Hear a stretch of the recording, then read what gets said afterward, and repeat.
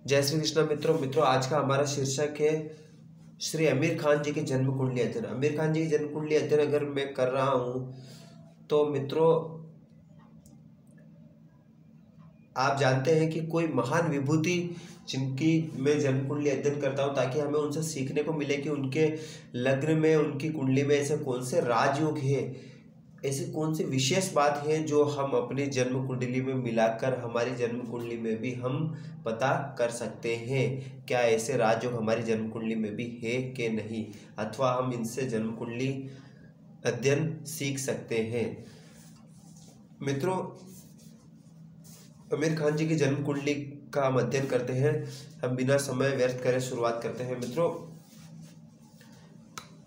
इन आमिर खान जी की जन्म कुंडली 11 नंबर से प्रारंभ हो रही है।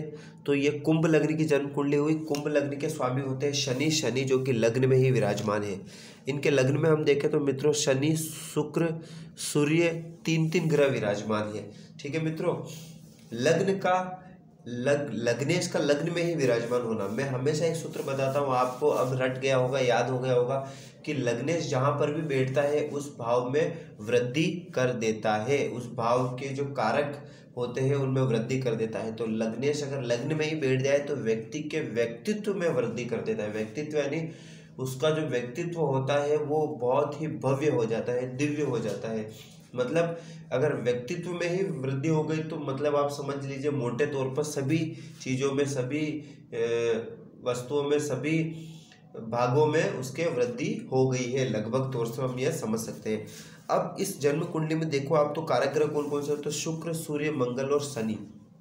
इसमें से शुक्र, सूर्य और शनि तीनों लग्न में विराजमान है, तीनों कारक ग्रह लग्न में विराजमान है। ये बहुत ही श्रेष्ठ अवस्था हम कहेंगे। ठीक है, कुंभ जो कि राशि होती है और कुंभ लग्न है, इनका ये वायु तत्वीय लग्न है।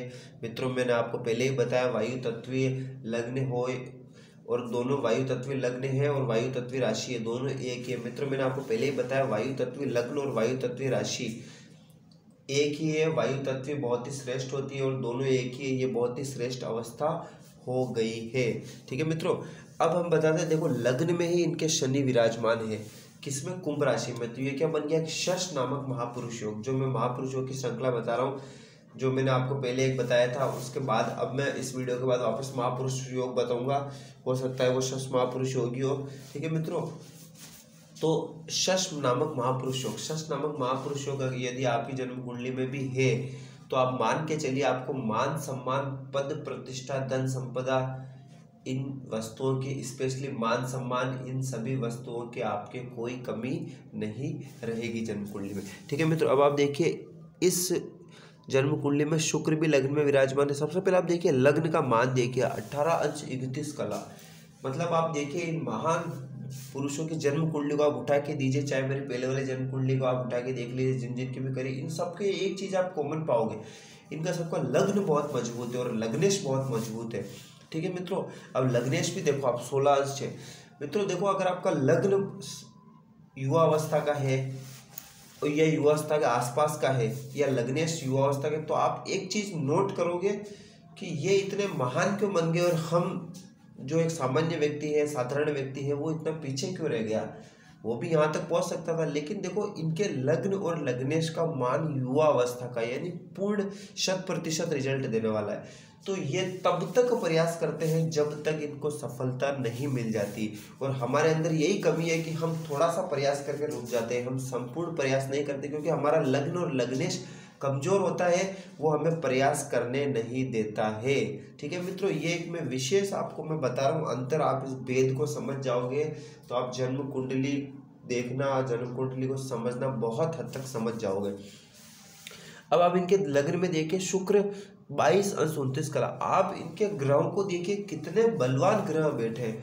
कारक ग्रह है पहले, तो सबसे पहले तो ये कुंडली में कारक है, फिर श्रेष्ठ अवस्था लग्न में विराजमान है और इतने बलवान बैठे हुए। अब इतने बलवान होकर बैठे हैं तो आप सोचिए इनको सफलता क्यों नहीं मिलेगी, क्यों नहीं मिलेगी, मेरा ये प्रश्न है आपसे। आप समझो इनकी विशेषताओं को समझो आप।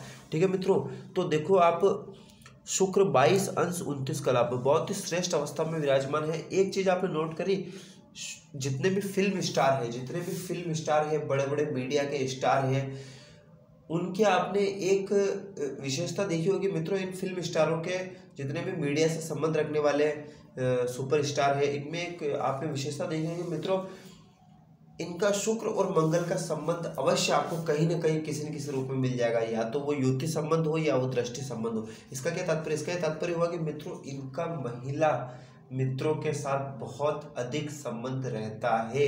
शुक्र व्यक्ति का ऐश्वर्य, भोग, विलासिता है, मंगल पराक्रम, जब ये दोनों मिल जाती है तो इस संबंध को इससे ये अर्थ निकलता है कि ऐसे व्यक्तियों का महिला मित्रों से बहुत अधिक संबंध रहता है, प्रेम संबंध कह सकते हैं या अन्य कोई संबंध, महिला मित्रों से बहुत अधिक संबंध रहता है। ठीक है मित्रों, तो आमिर खान जी के बारे में आप जानते ही हैं। इनके द्वितीय भाव में हम जब जाएंगे तो द्वितीय भाव में इनके बुध बैठा हुआ है, लेकिन किसकी राशि में बैठा हुआ है, 12 नंबर, किसकी राशि में बैठा हुआ है। और देखें इनके लग्न में सूर्य भी विराजमान है, हालांकि सूर्य इनकी लग्न में मृत अवस्था में, क्योंकि वृषभ राशि 30 अंश 29 अंश 52 कला लगभग मृत ही है, तो इससे सूर्य ने इनको अस्त भी किया है, तो इतना रिजल्ट नहीं हो पाएगा क्योंकि सूर्य खुद ही मृत है, तो उसका अस्त का इतना प्रभाव हमको देखने को नहीं मिलेगा, बल्कि इसके अच्छे प्रभाव हमको देखने को मिलेंगे। ठीक है, बुध जो कि मीन राशि में 15 अंश 29 कला बहुत ही श्रेष्ठ अवस्था में बैठे हुए हैं, किसके होकर, नीच के होकर बहुत ही उच्च अवस्था में बैठे हुए, तो कहीं ना कहीं ये वाणी का भाव है, धन का भाव है, तो कहीं ना कहीं इनको पैतृक संपत्ति में थोड़ा विवाद में रहना पड़ा होगा। हम इनके बारे में इतना डीपली तो नहीं जानते, लेकिन मैं अवश्य अपने अनुभव से कह सकता हूँ कि ऐसा इनके साथ अवश्य हुआ होगा। अन्यथा एवं आप एक चीज तो मैं प्रमाण के साथ बता सकता हूँ, बुध इनके वाणी भाव में नीच के साथ बैठा हुआ है। देखो बुध बुद्धि का कारक है, वाणी का कारक है, और नीच का होकर वाणी भाव में बैठा हुआ है। आपने देखा आमिर खान वैसे तो बहुत हद तक बहुत अच्छा बोलते, लेकिन कभी कभी ऐसा बोल जाते हैं कि बहुत भयंकर विवादों में गिर जाते हैं, भयंकर। बीच में देखा हुआ स्नैपडील के, उसमें बहुत पहले की बात बता रहा हूँ, 4-5 साल पहले की, कि स्नैपडील के जो ये प्रमोटर थे, जिसको वो अपने एड के थ्रू प्रमोट करते थे, स्नैपडील ने इनको बाहर निकाल दिया कुछ इनकी विवादित बयान के कारण। तो ये सब किस कारण हुआ, इस बुध के नीच के होने के कारण। ठीक है मित्रों, राहु इनके जो चतुर्थ भाव में विराजमान है, चतुर्थ भाव में आप देखो, राहु अगर चतुर्थ भाव में विराजमान, 10वें भाव में विराजमान हो, एक इनकी विशेषता देखिए। ऐसे राहु मित्रों, हालांकि अगर राहु चतुर्थ भाव में संबंध बना ले तो ये मान के चलिए कि माँ का स्वास्थ्य आपका खराब होगा ही होगा। 10वें भाव में संबंध बना ले तो भी इसकी दृष्टि पड़ेगी, तो आपकी माँ का स्वास्थ्य अवश्य खराब होगा ही होगा। और इसकी 7वीं दृष्टि यहाँ पड़ेगी तो कहीं ना कहीं पिता के स्वास्थ्य को भी असर करेगा। हालांकि पिता के भाव, स्वास्थ्य और पिता के लिए हमें 10वें भाव के साथ कभी कभी 9वां भाव भी देखना पड़ता है, क्योंकि 9वां भाव से भी पिता का विचार किया जाता है। ठीक है मित्रों, अगर ऐसे व्यक्ति जिनका चतुर्थ भाव या 10वें भाव से राहु का संबंध, आप मान के चलिए ऐसे व्यक्ति या तो राजनीति में होते हैं या राजनीति में बहुत ऊपर तक इनकी पहुंच होती है, तो स्वाभाविक आमिर खान की राजनीति में बहुत ऊपर तक पहुंच अवश्य होगी। ठीक है मित्रों, अब आप देखिए चंद्रमा इनके 6वें भाव में विराजमान है, और चंद्रमा पर आप देखोगे अगर मित्रों, तो किन किन ग्रहों की दृष्टि पड़ रही है, तो हम देखेंगे चंद्रमा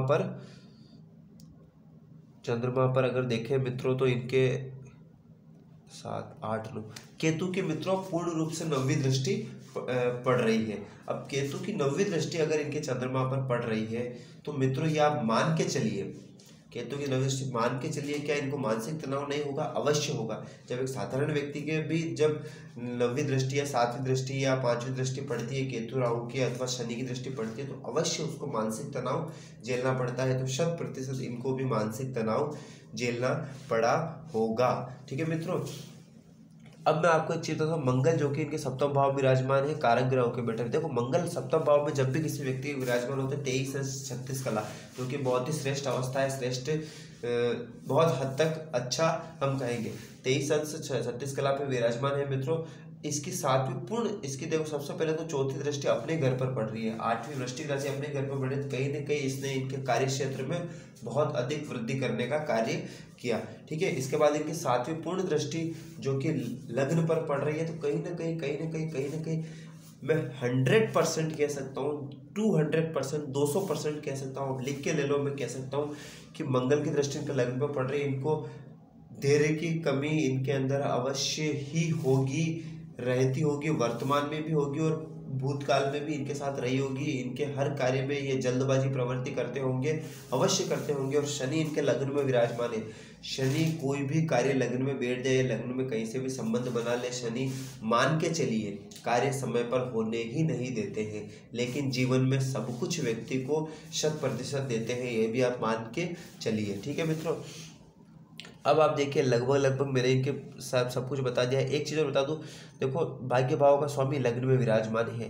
भाग्य का स्वामी लग्न में विराजमान, ऐसे व्यक्ति अत्यंत भाग्यशाली होते हैं। भाग्यशाली नहीं होते बल्कि अत्यंत भाग्यशाली होते हैं। यानी ये केंद्र त्रिकोण राजयोग बना, त्रिकोण का स्वामी केंद्र में आके बैठ गया, केंद्र त्रिकोण राजयोग बना, बहुत ही श्रेष्ठ राजयोग बना। एक मित्रों में बता दूं, इनके चारों केंद्र के चारों भाव में ग्रह है। इसे चतुस्सागर राजयोग कहते हैं, चतुस्सागर योग भी कहते हैं। ऐसे योग में भी व्यक्ति को धन धान्य मान सम्मान हर चीज की वृद्धि होती है। ठीक है मित्रों, एक चीज बता दूं, लाभ भाव का स्वामी आप इनके देखिए पराक्रम में बैठा है। मतलब ऐसा व्यक्ति जिसके भी लाभ का स्वामी पराक्रम में बैठा हो, आप मान के चलिए ऐसा व्यक्ति जितना ज्यादा पराक्रम करता है उसे उतनी ज्यादा सफलता मिलती है। और ये मिस्टर जो परफेक्शन का इनके ऊपर टैग लगा हुआ है। क्यों लगा हुआ है? क्योंकि देखो इनके सूर्य और मंगल दोनों आमने सामने, सूर्य मंगल जब भी आमने सामने हो तो ऐसे व्यक्ति ऐसे योग को पराक्रम योग कहा जाता है। पराक्रम योग का मतलब व्यक्ति इतना पराक्रमी होता है, इतना पराक्रमी होता है, उस हद तक पराक्रम करता है जब तक वो सफलता उसके सामने घुटने नहीं टेक देती। और जब व्यक्ति इतना पराक्रमी होगा तो 100% परफेक्ट होगा, परफेक्शन लिए हुए होगा, इसलिए इनको मिस्टर परफेक्शन कहा जाता है। ठीक है मित्रों, अब मैंने लगभग आपको सारी चीजें बता दी है। ठीक है मित्रों, ये धन का और इनका स्वामी यहाँ जाकर बैठा है, तो मैंने मोटे तौर पे लगभग चंद्रमा इनके षष्ठम भाव में बैठा है, तो कहीं ना कहीं ये जरूर इनको शीतजन्य रोग से ये छोटे मोटे परेशान रहते होंगे। क्योंकि मित्रों देखो, जो दोष है तो दोष का भी 100%, दुर्योगों का भी इनको 100% नुकसान उठाना पड़ता ही होगा। ये आप मान के चलिए। ऐसा नहीं है कि लाभ है तो लाभ ही होगा, ऐसा नहीं है, ऐसा सबके साथ होता है। ठीक है मित्रों, इस प्रकार हमने श्री आमिर खान जी की जन्म कुंडली का विश्लेषण किया। आपको अच्छा लगा हो तो लाइक शेयर सब्सक्राइब जरूर करें। आप भी विश्लेषण कराना चाहते हैं तो नंबर दिए हुए संपर्क करें, हम आपका विश्लेषण करेंगे, आपकी समस्या का समाधान करेंगे।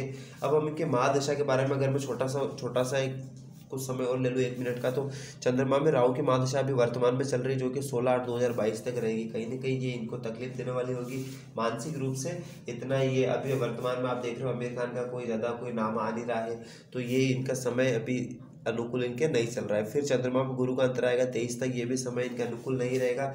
इसके पश्चात जब चंद्रमा में शनि यानी 16/12/2023 से लेकर इनका समय इनके अनुकूल चलेगा, जो कि लगभग 16/9/2029 तक चलेगा, जो कि इनके लिए बहुत ही अच्छा समय कहा जाएगा। ठीक है मित्रों, जय श्री कृष्ण। देखने के लिए धन्यवाद। वीडियो को ज़्यादा से ज़्यादा शेयर करें। जय श्री कृष्ण।